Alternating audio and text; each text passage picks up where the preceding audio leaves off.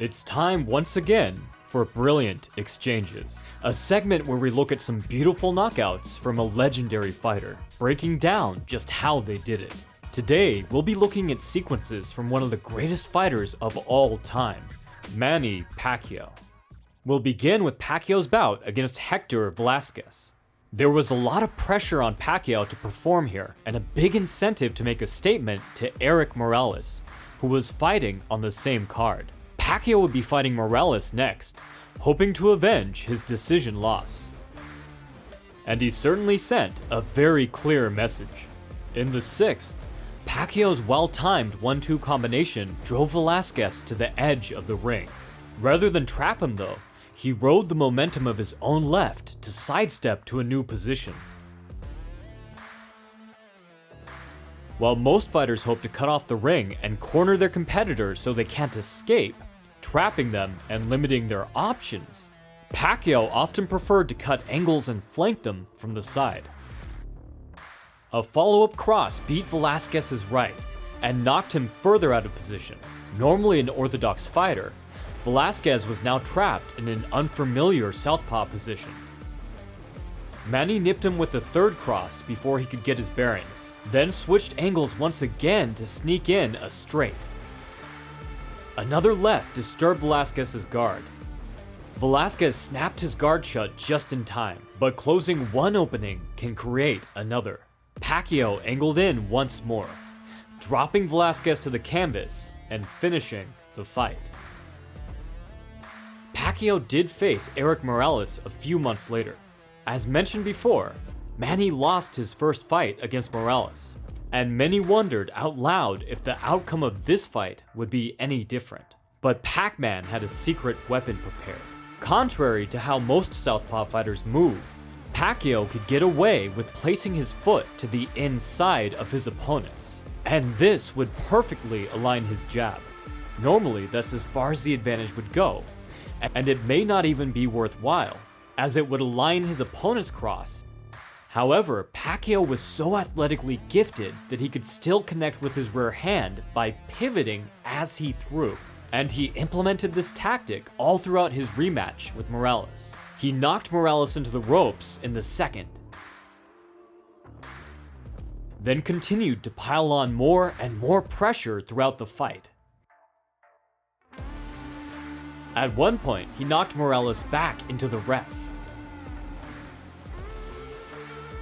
Morales was a warrior and fought on.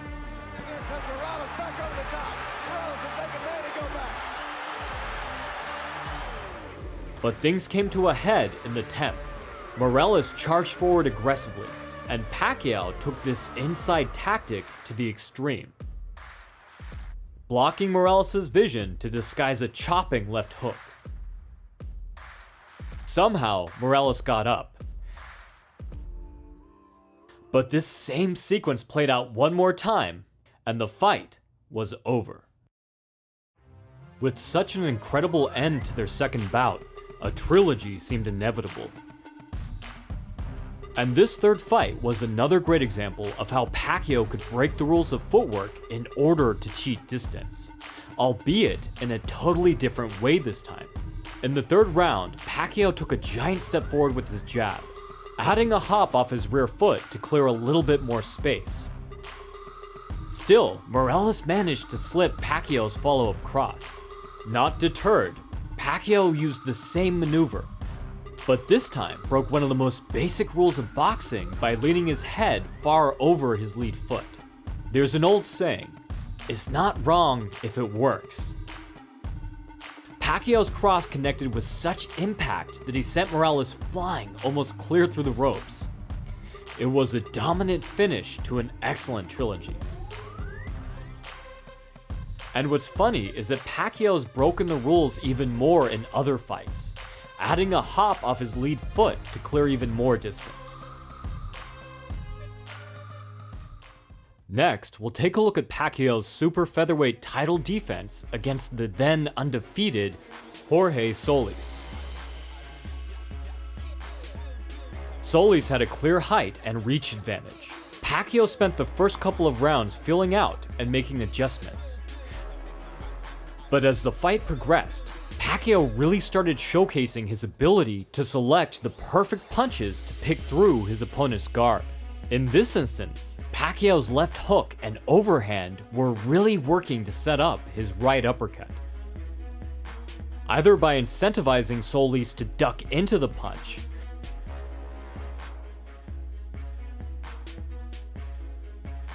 or by destroying his guard to clear way for it. Likewise, a chopping lead worked well to set up Pacquiao's left uppercut.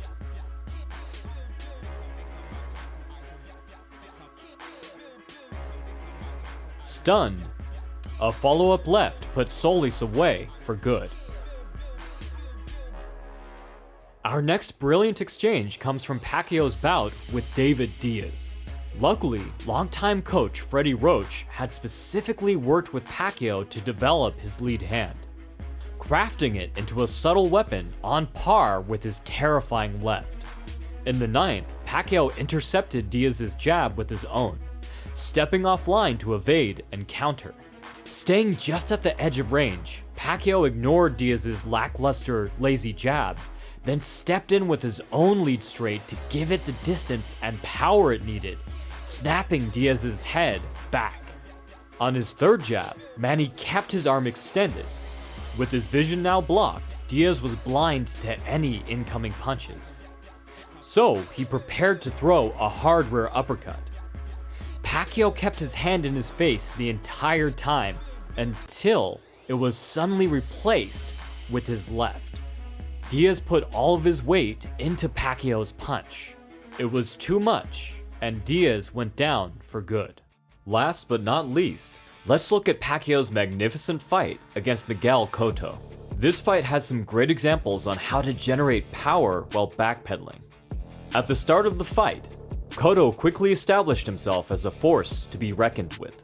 He landed several hard jabs in the first round, and even trapped Pacquiao against the ropes at certain points.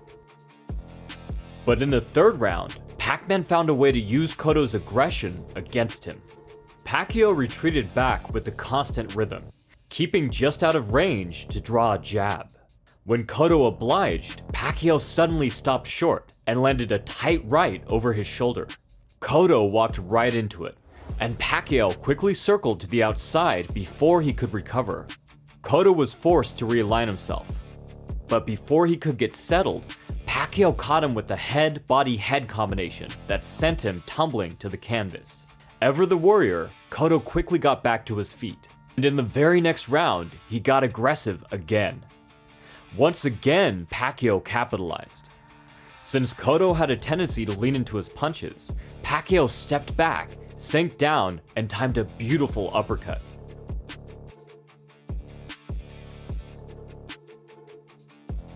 While Manny's timing was perfect here, pulling it off really came down to having the confidence and courage to abruptly stop retreating and throw, even when someone like Cotto is chasing after you. Cotto proved his resilience by getting up once again. He made it all the way until the 12th, when Pacquiao's aggression proved to be just too much. Part of what makes Pacquiao such an inspiration is that despite having so many things working against him on paper, his technical genius and creativity paved the way for one of the greatest resumes in boxing. Looking over his spectacular victories, we can take a lot of important lessons from his brilliant exchanges. For more information on how to develop your own foundation in footwork, defense, and power, you can check out my books, linked below.